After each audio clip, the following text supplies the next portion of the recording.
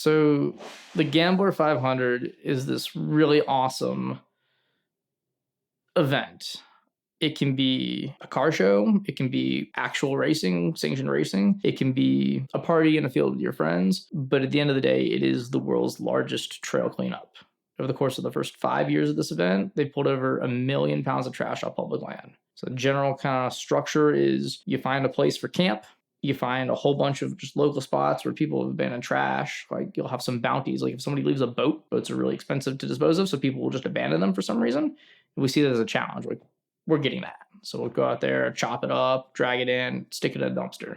It's a lot of fun. It's a great excuse to hang out with friends. And like, it's the cheapest form of car fun that I've ever had. I've done autocross, I've done track days, done this cross country cannonball stuff. And like being able to fly somewhere, pick up a $500 car, drive it. If it dies, it dies. If it doesn't die, then you win. And then give it away, sell it, scrap it, keep it forever, and just not be attached to the car. If you treat them like they're disposable, they last longer out of spite.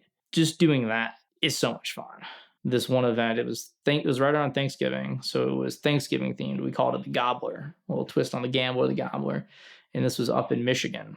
I flew up for this event, and whenever you're in a new place, like you just start looking, like, what's for sale? I'm not looking at the same ads of the same crappy cars you've had for the past year, so I'm just looking. I'm like, I don't need to buy a car, but in the back of my head, I know I can pull $500 out of an ATM, and that can't be enough to get a car. Find this 04 Pontiac Grand Prix. It's a GTP. It's everything spec'd out except for the supercharger. It's been T-boned in the side. The door is hanging by the speaker cords. And when we go there to look at it, some people were there to buy body parts. So it had been wrecked on the side, but not on the front. We got the guy down to $350 for a running, driving car if the other guys could take the whole front clip. So we take this car, we paint it up like Dale Earnhardt Sr., big old 3 on the side. The side that's wrecked, we write bad wrench. The side that's not wrecked, we write good wrench. It's got spray paint roll cage all over this thing, and we call it the fender eliminator. And so we go to do this event. One of the checkpoints, we picked up a bunch of trash, and one of the checkpoints is an off-road park. So I'm taking this bone stock car down this off-road park. Got my buddy driving, I'm in the passenger seat, his wife's in the back with a dog. Still got a cup of coffee and everything. We see this hill climb. We're like, can I make it up that hill? Like, yeah, dude, whatever.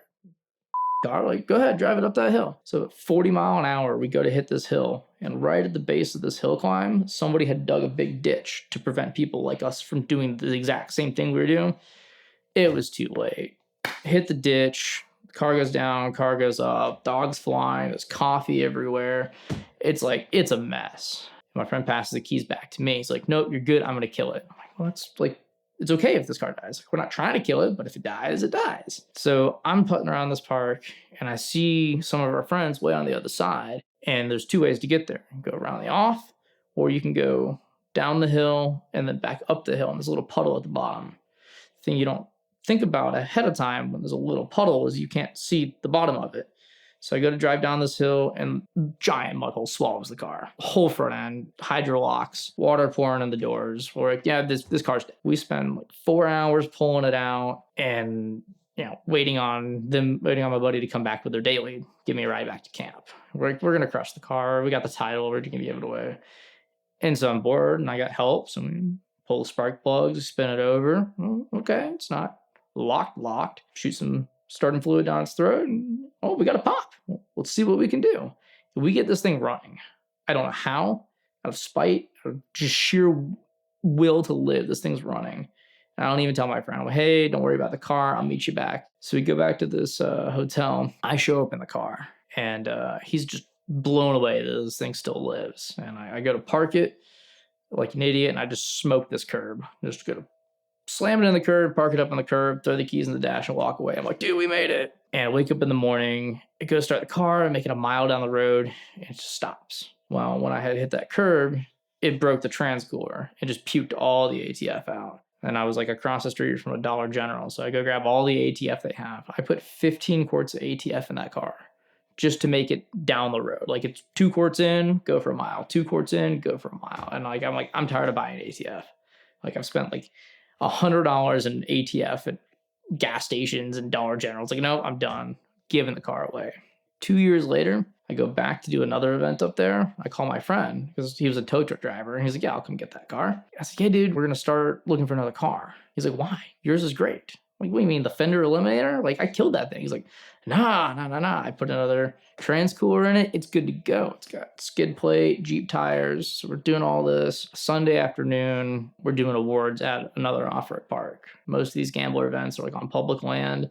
But when you have 200 people that want to cause some shenanigans, you put them at a safe place where they can do it. At this other off-road park in Sturgis, Michigan, they had a pit down below and then kind of a little overlook. And it was Sunday, and I'm like, I really don't want this car to live. Like, at this point, I'm thoroughly done with this Dale car. It has been awesome, but it is hurting. We start breaking gas pedals and sending cars off the cliff. Kind of have a nice little barricade set up. You know, they're not, if they go off to the side, they're not going to hurt anybody. And we're only giving them 40, 50 feet of leeway, so they're not doing more than 20 mile an hour. We set the Dale car up, strap a seatbelt around the steering wheel, put a 2x4 on the gas pedal, slide that seat forward, put it in neutral, and let it rev up, reach in, tap it into gear, let it go off. The first one goes right off, sails beautifully, lands flat. Everybody's super stoked because like most of the cars, like you can't plan that. So we drag it up again. It ripped the skid plate off. This thing's hurting. All the ATF's gone again because of course it broke the transcooler. And we send it off a second time. And it just kind of goes over the edge, goes down. Somebody takes like a cut up Astra van or some Ranger and they send it. It like creams the back end of the Dale car. So we pull it up a third time. We're like, okay, it's made it 2. Nobody's done it twice. Like, we've done it twice. Let's see if it makes it 3 times. We find somebody who's got like jugs of used motor oil. So we slam the transmission full of old motor oil, set it a third time. And it goes nice and straight. It hits the end. It goes off the cliff. It goes upside down. It lands upside down on its roof. It's got a fist-sized hole in the oil pan, just revving to the moon. Everybody's going wild. It's just like the most befitting end for this car. Like, we tried to kill it so many times and it just lived. And, you know, parts of that car made it onto like 6 different cars.